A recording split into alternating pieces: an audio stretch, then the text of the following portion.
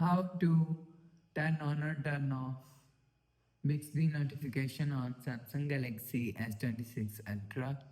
So let's start the video. First of all, go to app library. Now here, so click on settings app.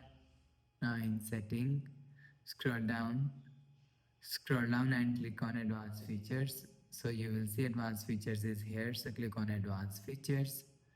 Now here, so click on Bixby.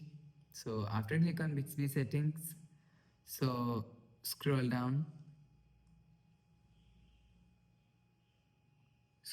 and click on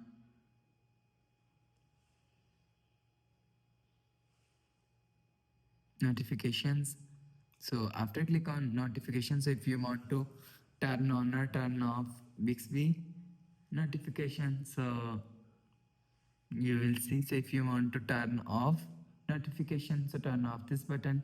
So after turn off this button, you will see notification is turned off. So if you want to turn on notification, so turn on this button. So after turn on this button, you will see notification is turned on. So you will turn on or turn off notification from here.